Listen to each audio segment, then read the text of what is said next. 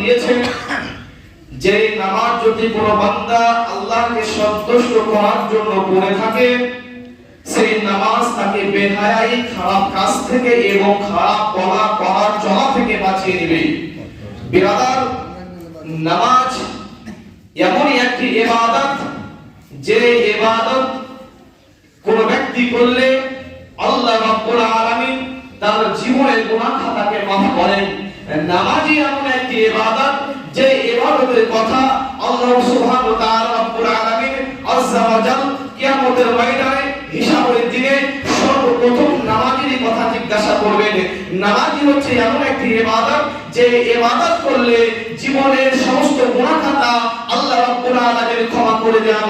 নামাজই এমন একটি ইবাদত যে ইবাদত করলে, যে ইবাদত নিজের মধ্যে রাখলে চুগলি থেকে বিরত থাকা যায়।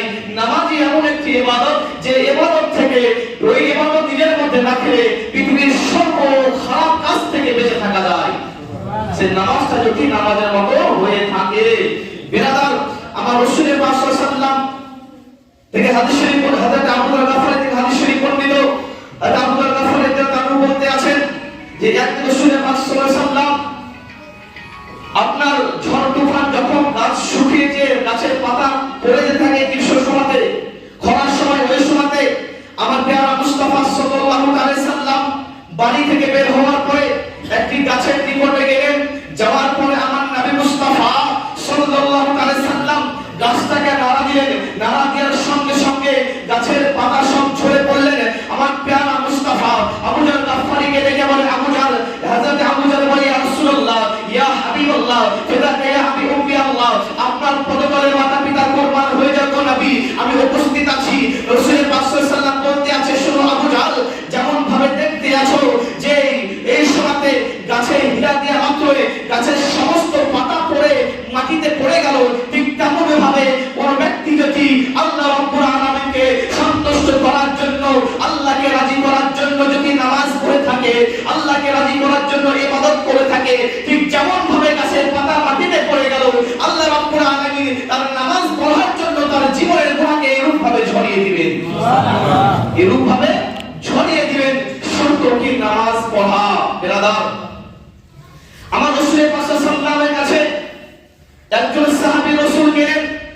যাওয়ার পর বলতে আছেন, ইয়া রাসূলুল্লাহ, ইয়া হাবিবাল্লাহ, নবী গো, আপনি আমাকে কিছু উপদেশ দেন যেন আমি তা মেনে চলতে পারি। আমার প্রিয় মুস্তাফা সাল্লাল্লাহু আলাইহি সাল্লাম বলতে আছে, ও সাহাবী রাসূল, শুনে নাও, তোমাকে আজকে পরামর্শ দিতে আছি, তোমাকে নসিহত দিতে আছি। যখন তুমি আল্লাহকে, আল্লাহর ইবাদত করার জন্য নামাজে দাঁড়িয়ে যাবে, যখন খোদাকে সন্তুষ্ট করার জন্য ইবাদতে মশগুল হয়ে যাবে, তুমি এমন ভাবে নামাজ আদায় করবে যেন তোমার এই নামাজটা তোমার জীবনের শেষ নামাজ। এমন ভাবে নামাজ পড়ো যে নামাজ শেষ করলে ইসরাইল ফেরেশতা তোমার জানটাকে কবজ করে নেবে। ঠিক এমন ভাবে নামাজটা পড়ে থাকো যেন যেই নামাজ যদি নিজের শেষ নামাজ ভেবে পড়ো, আজকে যে নামাজ পড়তে আছো সেই নামাজটা যদি মনে করো এরপরে আর কোনো নামাজ আমি পাবো না, এরপরে আমি কোনো ইবাদত করার আমি সময় পাবো না, এরপরে কোনো আল্লাহকে সাজদা করার সময় পাবো না, আজকে এই নামাজটা আমার জন্য শেষ নামাজ, আজকের সাজদাটা শেষ সাজদা, আজকের রুকুটা শেষ রুকু, আজকের তাসবিহটা শেষ তাসবিহ, এই রূপ ভাবে যদি তুমি নামাজ পড়ো, আল্লাহ রাব্বুল আলামিন অতি তাড়াতাড়ি তোমার নামাজটাকে কবুল করে নেবেন। সুবহানাল্লাহ, এবং তোমার জীবনের গুনাহকে মাফ করবেন। অথচ এই নামাজ যখন পড়বে মনস্থির করে আল্লাহকে সন্তুষ্ট করার জন্য নামাজ পড়ে থাকবে। বিরাদার, একজন যুবক নামাজে দাঁড়িয়ে আছে, একজন যুবক নামাজ পড়তে আছে, নামাজ কোনোদিন পড়ে না। বাপ মনীষীর মুখ থেকে শুনেছে যে নামাজ পড়তে হবে, বাড়ির বয়োজ্যেষ্ঠের মুখ থেকে শুনেছে নামাজ পড়তে হবে। সেই ব্যক্তি, আপনার যুবক, আপনার নামাজে আল্লাহু আকবার বলে দাঁড়িয়ে পড়েছে। এমন সময় আপনার ওই রাস্তার দিকে নামাজ পড়তে আছে, ওর পাশ দিয়ে আপনার ভাই হেঁটে যেতে আছে, ওর বড় ভাই হেঁটে যেতে আছে। সেই যুবক মনে মনে করতে আছে যে আমি নামাজ পড়তে আছি, আমার পাশ দিয়ে বড় ভাই যেতে আছে, যখন আমি নিজেকে পরিবর্তন করতে চাইছি তো বড় ভাইকে সম্মান করতে হবে, অতএব বড় ভাইকে সালাম দিই, কারণ সালাম ইসলামে দেয়া হচ্ছে সুন্নাত, অতএব আমি বড় ভাইকে সালাম দিই। সেই যুবক আপনার কি করলো? বড় ভাইকে সালাম করলো। যেমনই সালাম করা, বড় ভাই টেনে গালে একটা থাপ্পড় মেরে বলল, বিয়া বেয়াদব, নামাজ পড়ার সময় তুই নামাজ বাদ দিয়ে আমাকে সালাম করতে আছিস, আবার না ঘুরে নামাজ পড়। ভাইকে সালাম দেওয়ার পরে ভাই এক থাপ্পড় মারার পর বলতে থাকো, বেয়াদব তুই নামাজ পড়, নামাজ পড়া বাদ দিয়ে আমাকে সালাম করিস না, নামাজটাকে কমপ্লিট কর। নামাজে আবার মশগুল হয়ে গেল, নামাজে আপনার আল্লাহু আকবার বলে হাত বেঁধে দিল। এমন সময় দেখতে থাকলো তার আস্তে মা হেঁটে যেতে আছে, আসতে আছে। ও মনে মনে চিন্তা করলো, ভাইকে সালাম করলাম, ভাই আমাকে চড় মারলো, এখন তো আমার মা জন্মনি আসতে আছে।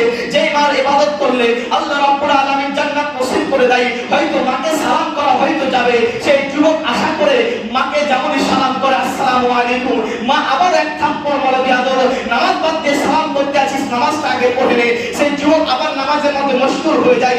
এমন সময় আপনার রাস্তা দিয়ে ওই পাশ দিয়ে বাপ যেতে আছে, বাপকে দেখে মনে মনে চিন্তা করে, ভাইকে সালাম করলাম, ভাইকে সালাম করার কারণে মার খেলাম, মাকে সালাম করলাম, মাকে সালাম করার কারণে মার খেলাম, এবার তো পাশ দিয়ে বাপ আসতে আছে, বাপকে তো সালাম করতেই হবে, বাপকে তো সম্মান করতে হবে। সেই ব্যক্তি আপনার নামাজ বাদ দিয়ে আপনার বাপকে সালাম দিতে আছে, আসসালামু আলাইকুম।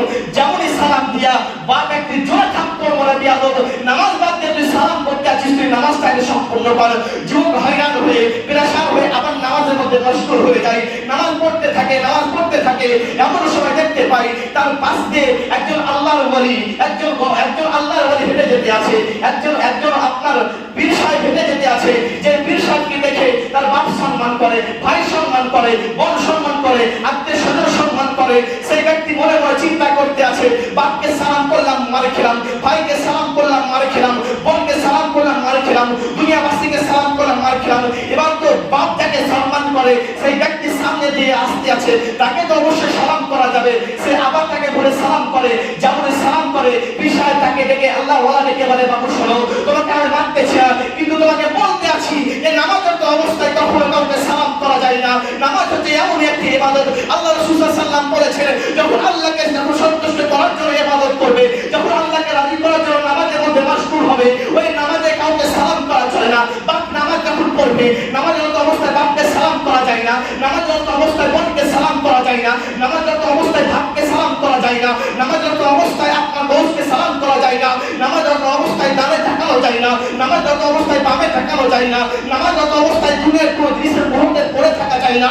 নামাজ যেমন ভাবে পড়া দরকার, যে নামাজটা শুধুমাত্র আল্লাহকে সন্তুষ্ট করার জন্য, দুনিয়ার কোনো জিনিস পড়ে না রেখে জীবনে এমনটা মনে করো যে আজকে যে নামাজ পড়তে আছো, আজকের নামাজটা তোমার জীবনের শেষ নামাজ। এইভাবে আল্লাহকে সন্তুষ্ট করার জন্য আল্লাহকে সাজদা করো, আল্লাহকে সন্তুষ্ট করার জন্য রুকু করো, আল্লাহকে খুশি করার জন্য তাসবিহ করো, আল্লাহকে সাজদা করার জন্য সাজদা, আল্লাহকে সন্তুষ্ট করার জন্য সাজদা করো। আল্লাহ রাব্বুল আলামিন তোমার এই নামাজটাকে কবুল করে থাকবেন। কিন্তু আফসোস, আজকে আমাদের মুসলিম জীবনের কথা, আমাদের নামাজ জীবনের আজকে এমন আমরা নামাজি পাওয়া যায় যে নামাজ তো পড়ে থাকি আজকে অনেক বছর থেকে। আল্লাহ রাব্বুল আলামিন কোরআন পাকের মধ্যে বললেন, ইন্নাস সালাতা তানহা আনিল ফাহশাই ওয়াল মুনকার। কোন ব্যক্তি যখন নামাজ পড়বে, নামাজ পড়ার সঙ্গে সঙ্গে নামাজ যে ব্যক্তি পড়তে থাকবে, সে নামাজটাকে বেহায়াই থেকে বাঁচিয়ে দিবে, চুগলি থেকে বাঁচাবে, মদ পান করা থেকে বাঁচাবে, সুদ থেকে বাঁচাবে, খারাপ কাজ থেকে বাঁচাবে। নামাজটাকে প্রত্যেকটি খারাপ কাজ থেকে বাঁচিয়ে নিয়ে মুখটাকে পাক করে পবিত্র করে রাখবে। তবে আজকের মধ্যে এমন নামাজি কেন পাওয়া যায়, নামাজ 10 বছর থেকে পড়ছে কিন্তু মনের ময়লা এখনো দূর হয়নি, নামাজ পড়তে আছে কিন্তু এখনো পর্যন্ত খারাপ কথা ছাড়েনি, নামাজ পড়তে আছে এখনো পর্যন্ত গুজব ছাড়েনি, নামাজ পড়তে আছে এখনো পর্যন্ত চুরি ছাড়েনি। কেন এমনটা হতে আছে, কেন এমন হতে আছে, এই কারণে হতে আছে কারণ এখনো পর্যন্ত আমরা এমন ভাবে নামাজ পড়তে পারি না আল্লাহকে সন্তুষ্ট করার জন্য। নামাজে যখন আল্লাহু আকবার বলে হাত বাঁধি, ওই সময়টাতে দুনিয়ার মোহকে ত্যাগ করে, দুনিয়ার ভালোবাসাকে ত্যাগ করে, বাপের ভালোবাসা ত্যাগ করে, মায়ের ভালোবাসা ত্যাগ করে, দুনিয়ার সম্পদের ভালোবাসা ত্যাগ করে শুধুমাত্র আল্লাহকে সন্তুষ্ট করার জন্য এখনো পর্যন্ত নামাজ পড়তে পারি না। এর কারণে এখন আমাদের নামাজ আমাদেরকে খারাপ বেহায়া থেকে বাঁচাতে পারছে না। যখন আপনি আপনার মনটাকে সতেজ করে, মনের মধ্যে জজবা নিয়ে এসে, রাসূলের মুহাব্বত নিয়ে এসে আল্লাহকে রাজি করার জন্য নামাজ পড়বেন, ওই নামাজ আপনার দুনিয়ার সমস্ত খারাপি থেকে বাঁচিয়ে বলি সুবহানাল্লাহ। একজন আল্লাহর ওলি বলতে আছেন, আমি হজ করার জন্য মক্কা শরীফে গেলাম। মক্কা শরীফে গিয়ে দেখলাম যে মক্কা শরীফের দেওয়াল ধরে একজন ব্যক্তি কান্না করতে আছে এবং বলতে আছে, হে রব্বুল আলামিন, আমি গুনাহগার পাপী বান্দা আল্লাহ, আজকে আপনি রহমান রহিম, আপনার দরবারে ফরিয়াদ করতে আছি, আপনার ঘরে এসে ফরিয়াদ করতে আছি রব্বুল আলামিন। আমার রুকু যদি আপনি কবুল না করে থাকেন, আমার সাজদা যদি আপনি কবুল না করে থাকেন, আমার নামাজ যদি আল্লাহ আপনি কবুল না করেন, আমার ইবাদত যদি আপনি কবুল না করেন, হে রব্বুল আলামিন, ওই কিয়ামতের দিন আমাকে অন্ধ করে উঠাবেন কিয়ামতগাহে। বলতে আছেন আল্লাহ, আপনি যদি আমার ইবাদতকে না কবুল করেন, তো কিয়ামতের ময়দানে যে সময়তে সকল বান্দা হাজির হবে, যেই সময়তে সকল নবীর উম্মত কিয়ামতগাহে থাকবে, ওই সময়তে আল্লাহ রাব্বুল আলামিন আমাকে অন্ধ করে রাখবেন, যেন আমি কোন ইমানদার ব্যক্তিকে দেখব আর সে আমাকে দেখবে। আমি রাসূলের উম্মত হওয়ার পরেও এখনো পর্যন্ত নামাজি হতে পারলাম, সঠিকভাবে নামাজ পড়তে পারিনি, আমার মধ্যে এখনো পর্যন্ত সঠিক জিনিসটা আসেনি। আমি তাদেরকে দেখে লজ্জাবোধ মনে করব। হে রব্বুল আলামিন, সেই দিনটা আছে, সেই দিনে আমাকে অন্ধ করে কিয়ামতের ময়দানে উঠাবেন। সেই যখন এই দোয়া শুনতে থাকেন, সে আল্লাহর ওলি তিনাকে ফরিয়াদ করেন, আপনি বলুন আপনি কে, যে আল্লাহর কাছে ফরিয়াদ করতে আছেন যে কিয়ামতের ময়দানে যেন অন্ধ করে উঠান, আল্লাহর ঘরের জালি ধরে কেন কান্না করতে আছেন, এমন ভাবে দোয়া কেন চাইতে আছেন, তিনাকে প্রশ্ন করা হয়, তিনি উত্তর দেয় না। দ্বিতীয়বার আবারও প্রশ্ন করেন, আপনি কে, আপনার নাম কি, যে আপনি এইরূপ ভাবে আল্লাহর কাছে ফরিয়াদ করতে আছেন। দ্বিতীয়বার প্রশ্ন করার পরে ওই দিক থেকে উত্তর আসে, বলেন আনা আব্দুল কাদের জিলানী। বলি সুবহানাল্লাহ। কি বলেন? আমি হচ্ছি আব্দুল কাদের জিলানী, যাকে আমরা বড় পীর আব্দুল কাদের নামে জেনে থাকি। আমার বড় পীর সাহেব, যিনি আপনার সমস্ত ওলিদের সরদার, সেই ওলিদের সরদার হয়ে আপনার আল্লাহ পাকের রওজার জালে ধরে কান্না করতে আছে। হে রব্বুল আলামিন, আমি নামাজ পড়েছি, আমি রোজা রেখেছি, আমি হজ করেছি, এমন তো হতে পারে আমার হজ কবুল হয়নি, এমন তো হতে পারে নামাজ কবুল হয়নি। হে রব্বুল আলামিন, আপনি যদি আমার ইবাদত না কবুল করেন, ওই কিয়ামতের ময়দানে আমাকে অন্ধ করে উঠায়েন। আর আজকে আমরা কেমন মুসলমান, কেমন আজকে আমরা আশিকারে আমরা গৌসে পাককে আমরা মহব্বত করে গৌসে পাকের আখলাক নিজের মধ্যে আনতে পারছি না। খাজা বাবাকে ভালোবেসে খাজা পিয়ার আখলাক নিজের মধ্যে আনতে পারছি না। খাজা বাবা দুনিয়াতে আসার সময়, হিন্দুস্তানে আসার সময় আপনার শক্তি নিয়ে হিন্দুস্তানে আসেনি, উনি নিয়ে এসেছেন আমার মুসলিমের আদর্শ নিয়ে এসে একদিনে আপনার লাখো লাখো মানুষকে হিন্দু থেকে গায়ে মুসলিম থেকে মুসলমান বানিয়ে দিয়েছে। কিন্তু আজকে আমরা সেই মুসলমান ধর্মতে জন্মগ্রহণ করার পরও আমাদের মধ্যে সেই আখলাক এখনো পর্যন্ত আসতেছে না। ব্রাদার, আপনি আখলাক নিয়ে আসুন, নিজের মধ্যে ঘমণ্ডকে দূর করুন, নিজের মধ্যে অহংকারকে ত্যাগ করে, নিজের মধ্যে আপনার আত্ম অহংকারকে ত্যাগ করে দেন। আপনি হতে পারেন আলেম, হতে পারেন মুফতি, হতে পারে হাফেজ, হতে পারেন কারি, হতে পারেন মাস্টার, হতে পারে ডাক্তার, হতে পারে ইঞ্জিনিয়ার, যা ইচ্ছা তাই হতে পারেন না কেন, যখন রব্বুল আলামিনকে সাজদা করার সময় চলে আসবে, যখন আল্লাহর দরবারে মাথা নত করার সময় আসবে, আপনি ভেবে নেন যে আমার থেকে গুনাহগার পৃথিবীতে আর কেউ নয়। পৃথিবীর সবচেয়ে বড় গুনাহগার হচ্ছি আমি, আমার মতো গুনাহগার পৃথিবীতে আর একটাও নাই। আপনি নিজেকে নম্রভাবে আল্লাহর দরবারে সাজদা করুন, আল্লাহর কাছে প্রার্থনা করুন, হে রব্বুল আলামিন, আপনি আমার গুনাহকে কবুল করেন, গুনাহকে ক্ষমা করেন। আল্লাহ রব্বুল আলামিন আপনার গুনাহ ক্ষমা চাওয়ার পূর্বে আপনার চোখের পানি ফেলতে থাকবেন আল্লাহর কাছে ক্ষমা চাইতে চাইতে। জমিনে আপনার পানি পড়ার পূর্বে আল্লাহ রাব্বুল আলামিন আপনার আমার সেই দোয়াকে, সেই তওবাকে কবুল করে নেবেন। বলি সুবহানাল্লাহ। এবং আমাদেরকে আপনার গুনাহ থেকে বাঁচিয়ে, আমাদের জন্য কবরের ভয়ানক আযাব থেকে বাঁচিয়ে, শাস্তি থেকে বাঁচিয়ে আমাদেরকে জান্নাত সুলাভ করাবেন। বলি সুবহানাল্লাহ। বিরাদার, মনের ভিতরে ওই জজবা পয়দা করতে হবে, মনের ভিতরে ওই ইবাদতে মাশরুফ বানাতে হবে, ওই মুহাব্বত কারণে ওয়ালাবা হতে হবে, তবেই তো সেই মুহাব্বতের ফল পাবেন।